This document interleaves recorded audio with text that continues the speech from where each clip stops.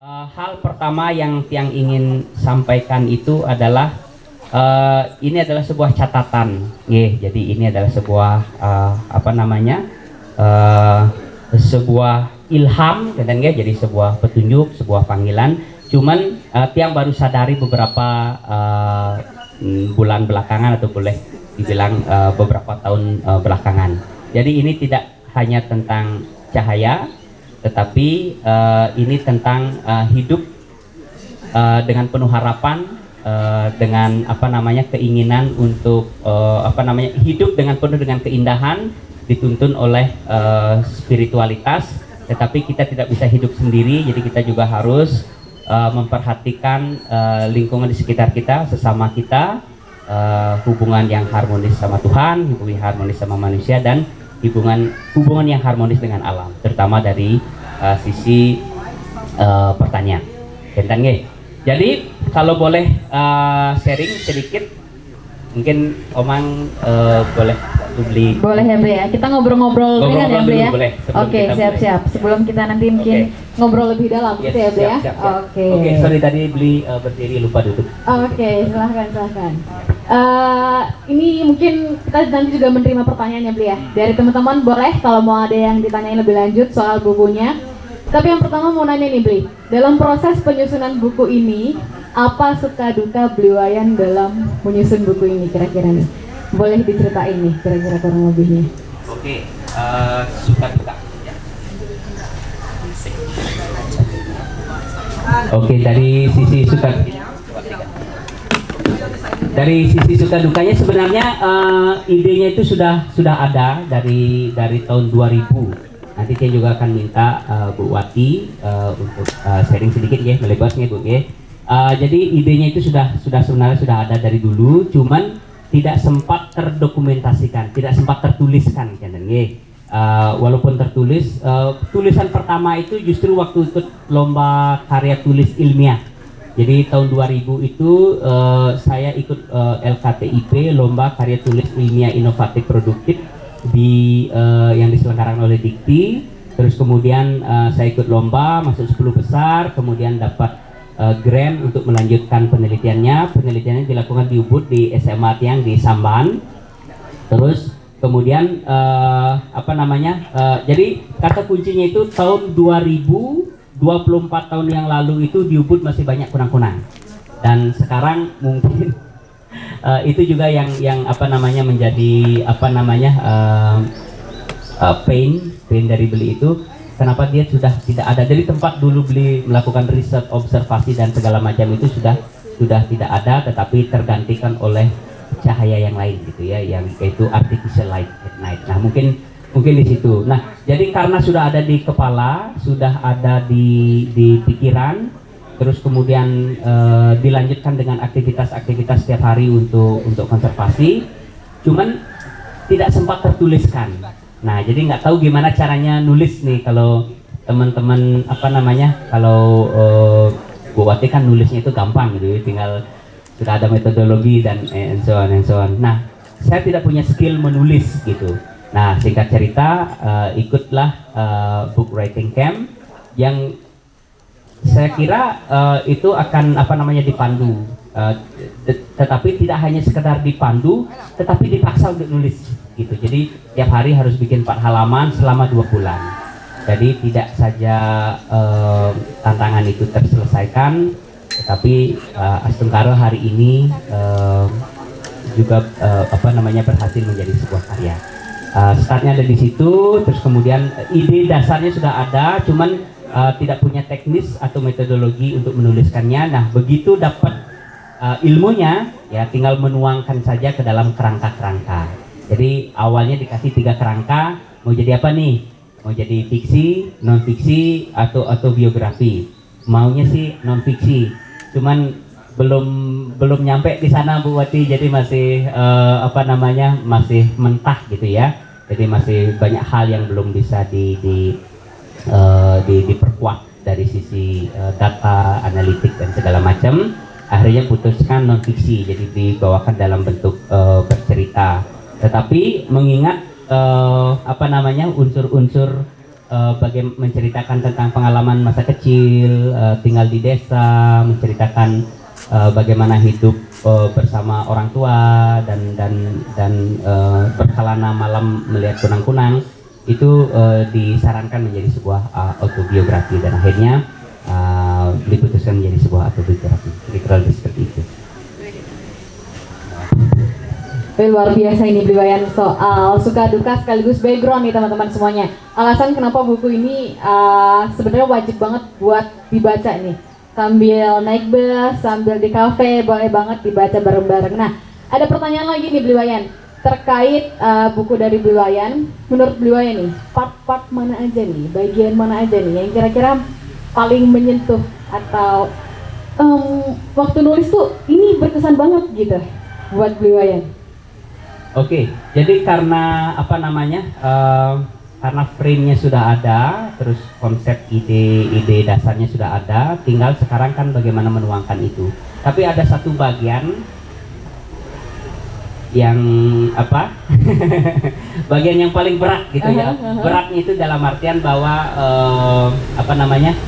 berat dalam artian positif ya. Jadi karena itu prosesnya kan mengalir ya, prosesnya mengalir dan kemudian tentu saja beli juga punya semacam kesadaran bahwa ini bukan karya beli gitu ya secara literally I do it, tapi kan inspirasinya dari Maharsi Markandia, terus inspirasinya dari alam Taru itu sendiri, inspirasinya dari Pura Gunung Raung, inspirasinya dari bagaimana kesabaran orang tua beli menanti gitu ya, terus kemudian inspirasinya bagaimana beli diberkati anak-anak, terus kemudian beli hanya sebagai untuk mengalirkan gitu. Nah tapi yang paling berat itu di akhir, kalau kita punya seolah-olah ingin menyimpulkan tapi tidak bisa menyimpulkan, dan karena mengalir yang terakhir itu justru hanya 1,5 halaman. Oh berarti, tapi jangan dibaca yang akhir dulu ya teman-teman, wajib baca dari awal sampai akhir, baru nanti sampai di ending wajib nih. Oke, selanjutnya nih mungkin dari Bliwayan, kita undang kali ya Bli ya, siapa aja menurut Bliwayan orang-orang yang menginspirasi Bliwayan nih, kita ngobrol bareng. Oke, boleh.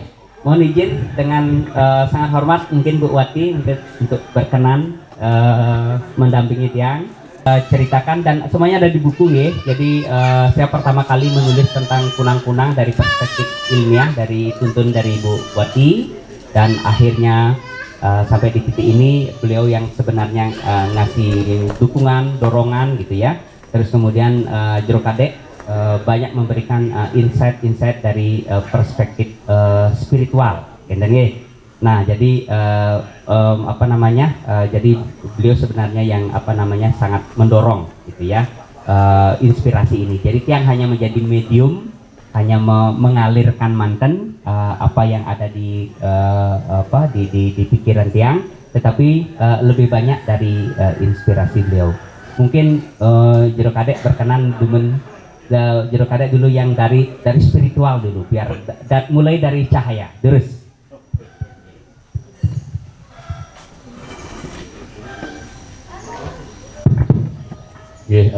Semua guru wayan itu, yang sering panggil guru wayan itu, karena secara praktek yang banyak belajar dari guru wayan.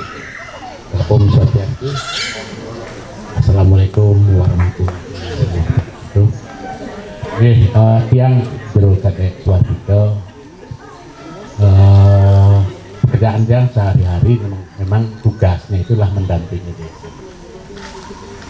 Tapi sebelum undang-undang desa pun yang sudah bergerak di pedesaan, dan yang pilih itu apa? Desa yang saya pilih itu adalah desa. Kenapa yang memilih? Kenapa saya memilih desa Taru? Karena kalau secara peradaban, saya percaya bahwa hari ini akan menjadi masalah, dan masa lalu dia akan menjadi masa depan. Spiritnya tetap sama, tapi bentuknya akan berubah.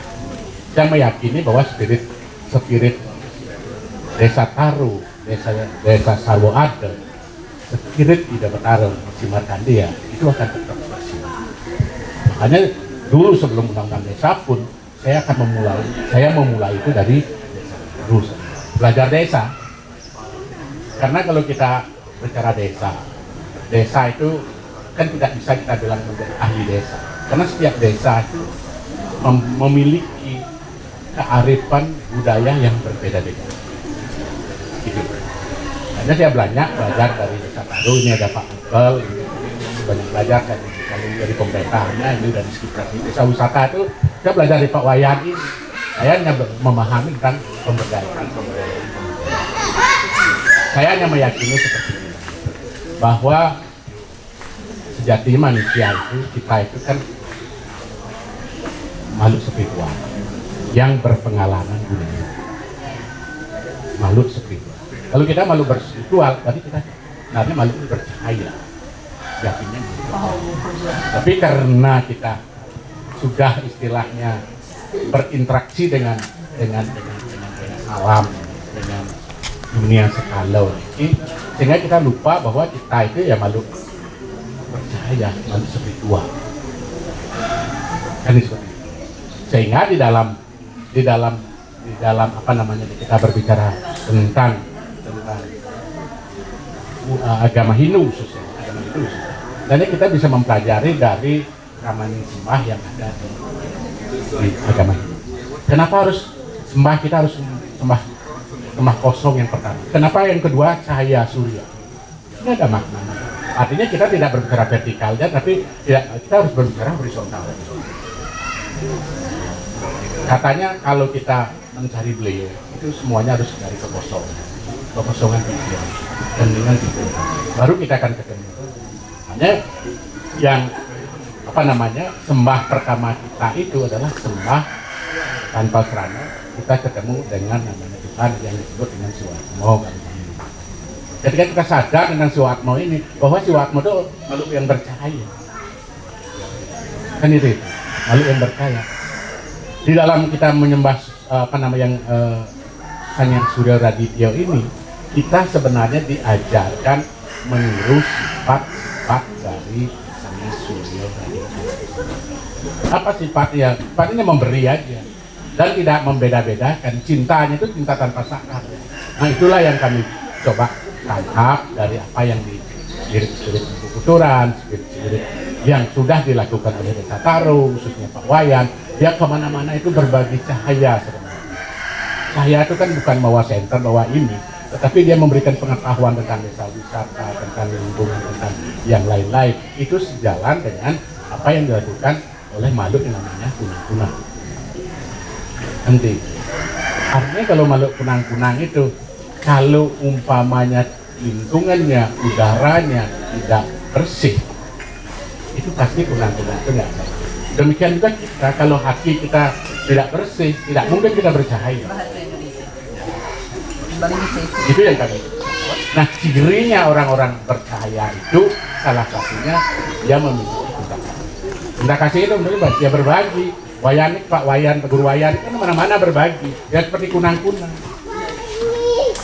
Seperti kunang-kunang. Itu gini. Biasa religius apapun, 1 hari sudah 3 kali sembahyang, sudah di Muslim 5 kali sudah sembahyang. Tapi kalau nggak memiliki cinta, itu ya mungkin belum ritual. Dia baru menjadi seorang religius. Ya kita harus bisa menjadi kunang-kunang gitu. Kalau kunang-kunang makhluk spiritual. Kalau hanya jadi kunang-kunang, tempat ibadahnya dia itu tidak dibatasi oleh tembok tempat ibadah. Tetapi dia seperti konsep Trihita Karana, harmonis terhadap lingkungan, harmonis terhadap Tuhan, harmonis terhadap sama. Bukan menyembah dia, tapi berbagi kasih dengan yang tempatnya horizontal. Dan dengan Tuhannya baru kita menyembah seperti itu. Sehingga bagi orang Bali, bagi kunang-kunang, dia tidak pernah dibatasi oleh tempat-tempat ibadah, apa namanya, tembok-tembok ibadah.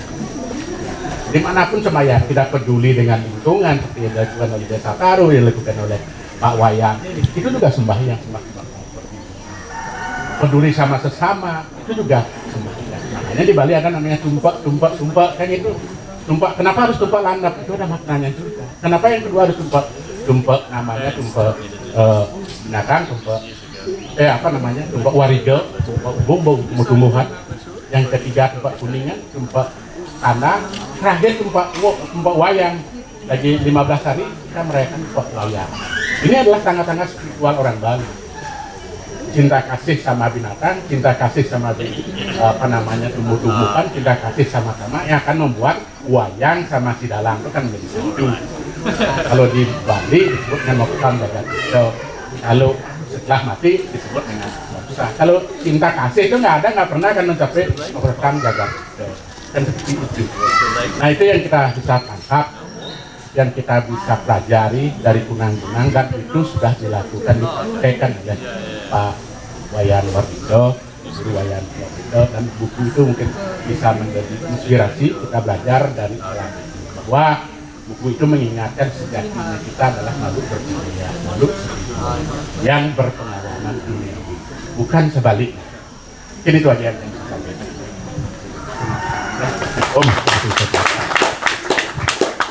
Matur susumo seperti biasa tercerahkan susumo banget guru. Beliau manggil tiang guru, tiang panggil beliau guru nabi karena sejatinya beliau guru tiang.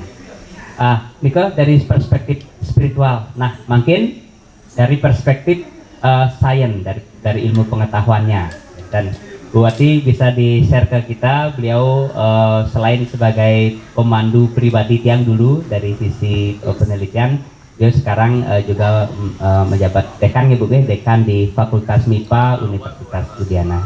Prof, dipersilakan. Sama Pak Wayan, Om Swastiastu, Assalamualaikum warahmatullahi wabarakatuh. Salam, namo buddhaya, salam sejahtera bagi kita semua. Itu yang saya langitkan, terus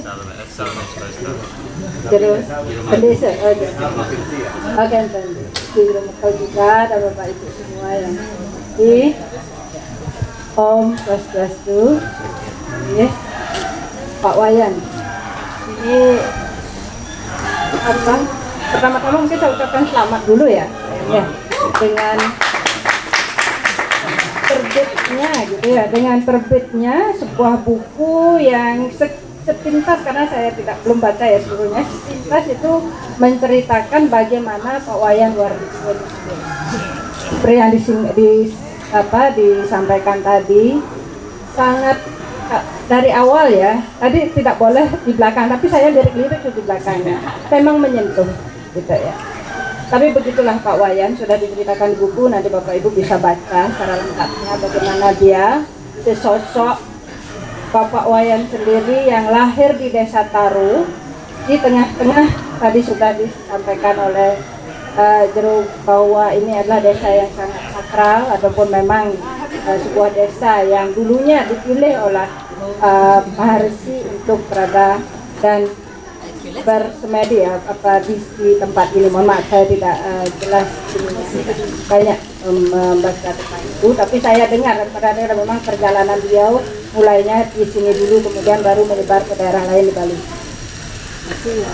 Pak Wayan ini kalau saya bisa umpamakan adalah gem atau permata di tengah-tengah desa yang sekarang sudah bersinar melalui sinar hatinya, menyinari bumi seberkah cahaya melalui kunang-kunang. Itulah sepertinya inspirasi atau cahaya yang memang keluar dari hatinya Pak Wayan sendiri untuk bisa disebarkan kepada masyarakat. Bagaimana dia kecil bermanfaat. Manfaatnya tidak bagi keluarga saja, tetapi untuk semua. So, to the whole world sebenarnya. Banyak yang sudah meminta, kalau saya tahu dari ceritanya, untuk melihat bagaimana si kunang-kunang itu tidak hanya dari para saintis juga, tetapi semuanya pada para pemerhati lingkungan. Kerjasamanya sudah banyak, tidak hanya lokal tapi internasional juga. Itu yang membuat saya merasa bangga memiliki teman, memiliki seorang Wayan Wardika ya, yang dari dulu saya kenal dari dia mahasiswa. Kita memang untuk kecintaannya terhadap lingkungan itu sangat besar. Mungkin sempat dia karena tuntutan ekonomi pergi, tetapi kembali lagi. Tidak mengabdi. Bali sudah terkenal pariwisatanya tidak dulu, tapi pengabdiannya tidak murni ke wisatanya, uangnya. Tetapi bagaimana supaya wisata itu bisa tumbuh berkembang melalui apa yang sudah ada. dipertahankan sehingga banyak wisatawan yang datang lagi. Nah, konsep itu kebetulan sejalan dengan apa yang saya pikirkan. Mungkin Bapak Ibu di sini juga memiliki pikiran yang sama, sehingga kita berkumpul pada hari ini untuk melihat bagaimana sih tulisan ataupun pemikiran cerita yang ada di dalam bukunya Pak Wayan Wardika ini. Memang perjalanannya tentu tidak mudah ya Pak Wayan ya, banyak sekali tantangan. Namun semua itu sudah terlalui sehingga kita bisa bertemu pada pagi hari ini. Secara saintifik apa yang dilakukan? Ya, itu tadi salah satu permata dari desa wisata, sekarang desa wisata ya Taro, yang berbasis lingkungan bisa membawa nama Udayana di tahun 2000 menjadi juara nasional pertama. Ya, juara pertama nasional tentang bagaimana memberdayakan kunang-kunang sebagai atraksi wisata pada saat itu. Bagaimana konsep itu bisa ditemukan begitu. Saya kan hanya memilih saja apa yang dia tulis, apa yang ditulis. Tetapi bagaimana konsep itu keluar dari pemikirannya itu yang utama sebenarnya. Dan sejak itu banyak yang meminta ya untuk berkonsultasi dan lain sebagainya. Secara sains memang ada.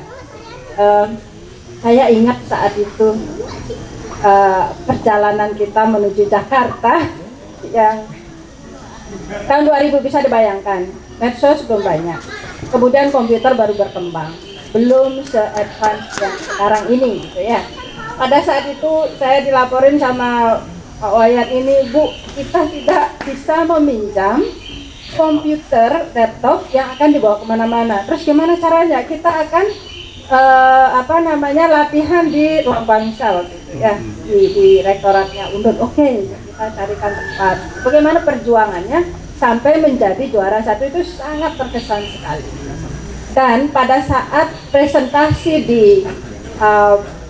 di ruangan gitu, cara presentasinya memang berbeda sekali. Sampai juri pada waktu itu menyarankan belum dilihat kontennya, baru pada introduction-nya saja, dari pertama kali membuka PowerPoint seperti tadi itu, wah saya tidak bisa mengelak kalau ini juaranya. Dari sana saya dapat clue bahwa mudah-mudahan dapat juara satu, dan benar.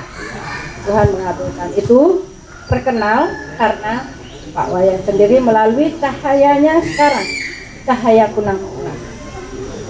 Cara tadi mungkin sudah dijelaskan oleh Mbak Novi. Pak Novi, saya diri dengan Siti dan Novi. Di sini Novi. Ya, Pak Novi itu menjelaskan bagaimana siklus hidupnya. Demikian perjuangan seekor kunang-kunang untuk hidup. Untuk hidup. Banyak sekali tantangan. Sama seperti kita. Ya, sama seperti kita. Mereka dari telur sudah memiliki pemangsa. Larva juga memiliki pemangsa. Apalagi pupa, saat dia diam, makanya dia membentuk satu rumah sendiri dalam bentuk kokon ya, rumah sendiri yang melindungi dia karena tidak bisa bergerak, sama seperti kupu. Akhirnya dia memunculkan diri dalam bentuk yang cantik sekali berupa kumbang ya. Kenapa kumbang? Karena dia memiliki sayap, satu pasang sayap keras, satu pasang sayap yang transparan. Itu dalam bangsa kumbang yang disebut dengan Ordo Coleoptera ya, Ordo Coleoptera. Jadi demikian sehingga kita menikmati apa yang dia lakukan, apa yang dia hasilkan berupa cahaya. Nah, cahaya ini tentu sekarang sudah sangat jarang. Oleh karena itu dengan kehadiran Bapak Ibu dan juga Pak Wayan di sini sebagai pelestari kunang-kunang, sekarang sudah diternakkan juga untuk bisa melestarikan populasi kunang-kunang di alam. Itu merupakan satu apresiasi yang sangat tinggi bagi kami seorang saintis ya, terhadap apa yang dilaksanakan oleh Pak Wayan ini, karena dengan demikian kita berharap kunang-kunang bisa lestari. Dan walaupun ada tekanan-tekanan lingkungan di beberapa tempat, mungkin masih ada alam-alam lestari yang dilestarikan oleh Bapak Ibu, tidak semua menggunakan chemical, tidak semua mengubah semuanya menjadi beton, namun ada di sela-selanya berupa tumbuhan yang mungkin bisa digunakan sebagai habitat kunang-kunang untuk tetap ada di lingkungan, tetap lestari. Nah, oleh karena itu dari apa yang kita laksanakan hari ini, semoga terbuka juga pikiran kita untuk sedikit banyak membantu melestarikan apa yang ada di lingkungan kita, karena tidak hanya kunang-kunang hanya sebagian kecil dari satu habitat. Tentu dengan melestarikan kunang-kunang kita harus melestarikan bagaimana habitat tempat kunang-kunang berada. Mungkin itu yang dapat saya sampaikan Pak Wayan. Semua sekali lagi selamat dan sukses. Terima kasih Bu Wati, terima kasih banyak, terima kasih. Iya betul. Santi. Om Santi Om. Terima kasih banyak Ibu. Betul. Jadi waktu tahun 2000 saya ingat juga difasilitasi untuk belajar presentasi Bu di lab di Udaya di ruang rektorat kalau yang lupa. Cuman waktu itu kita mau pinjam laptop. Zaman itu laptop kan mahal sekali gitu ya. Yang punya itu cuman PR3 aja laptop. Mau dipinjam bawa presentasi nggak dikasih. Akhirnya kita bawa CPU Bu. Jadi waktu zaman itu kan disket. Takutnya nanti disket dan segala macam. Saking kita pokoknya semua yang memungkinkan ini rusak kita selalu punya plan B. Jadi intinya kita bawa PCU ke Jakarta. Nah karena kita nggak bawa laptop, karena waktu itu kan nggak ada USB segala macam ya susah. Jadi kita bawa PCU sendiri. Jadi kita memang perjuangan seperti itu. Masih disket ya Bu ya, sering suka error. Nah jadi kurang lebih seperti itu. Jadi terima kasih banyak Bu Wati, Juru Mangku, Pak Mekel, Semeton Tiang Sarang Sami. Jadi ini sebenarnya hanya sebuah salah satu dari beberapa kegiatan yang kami lakukan di Rumah Konservasi Kunang-Kunang itu, yaitu dari sisi edukasi. Karena seperti yang disampaikan sama Novi tadi, 9 dari 10 orang yang Tiang tanya itu yang tahu kunang-kunang itu yang dewasa saja. Satunya karena kebetulan dekan, jadi beliau tahu siklusnya gitu. Tapi secara umum hampir setiap orang yang mereka ketahui itu hanya di fase dewasa saja, yang saat bersinar saja. Tidak semuanya paham bahwa itu mengalami proses yang sangat panjang dan setiap prosesnya itu ada kerentanan-kerentanan yang mereka hadapi. Nah, mudah-mudahan dari penerbitan buku ini juga menjadi salah satu bagian untuk kami di Rumah Konservasi Kunang-Kunang juga melakukan upaya edukasi, membagikan informasi secara utuh dari kunang-kunang itu sendiri dan tantangan yang dihadapi per fase, dan sehingga banyak dari kita berkontribusi terhadap siklus hidup kunang-kunang itu sendiri. Karena Tiang sendiri, kami di sini tidak mungkin melakukannya sendiri, atau kami ditaruh saja tidak mungkin bisa melakukan itu sendiri. Nah, kalau movement ini menjadi gerakan bersama, tidak saja di Bali tetapi di seluruh Indonesia bahkan di dunia, jadi ini pun juga akan bisa berpengaruh positif terhadap global warming itu sendiri. Karena itu tandanya kita harus memperhatikan, kita harus nanam pohon lebih banyak gitu ya. Nanam pohonnya juga nggak cukup satu tetapi bervariasi cukup banyak. Terus di aktivitas pertanian kita juga sebisa mungkin memanfaatkan bahan-bahan yang sifatnya alami atau organik. Terus kemudian kita memperhatikan cemaran yang kita munculkan di air. Kita juga memperhatikan polusi yang bisa kita timbulkan di alam. Kita juga menghitung berapa banyak lampu cahaya yang kita pakai di malam hari. Terus kita juga memikirkan bagaimana tanah ini tetap subur. Jadi ada banyak sekali perilaku-perilaku kita yang sifatnya regeneratif ya, yang kita bisa tidak hanya mendukung kehidupan kita tetapi buat kunang-kunang. Nah, kenapa kunang-kunang? Sekali lagi dia salah satu dari makhluk yang paling rentan. Nah, kalau kita bisa berperilaku baik terhadap makhluk yang paling rentan di atas muka bumi ini, kita sebagai manusia sudah pastinya bisa hidup lebih baik, begitu ya. Jadi mudah-mudahan ini juga menjadi salah satu sarana kami di Rumah Konservasi Kunang-Kunang untuk menyebarkan informasi tentang kunang-kunang itu sendiri, baik dari perspektif spiritual, dari perspektif sains, dan mudah-mudahan ini nanti ada korelasinya dengan masing-masing kita dari setiap orang. Jadi sekali lagi terima kasih Bu Wati, Rumangku, Bapak Ibu sekalian yang sudah berkenan berkumpul di hari ini, dan tidak tahu arah berhentilah sejenak. dan lihat di sekelilingmu. Lihat sekelilingmu, apakah nyala cahaya kunang-kunang itu sudah hadir membantumu memberi arah? Jika sudah, berarti tugas Bapak sudah berhasil. Terima kasih Rama, Krishna, Arjuna. Terima kasih Bapak Ibu. Terima kasih.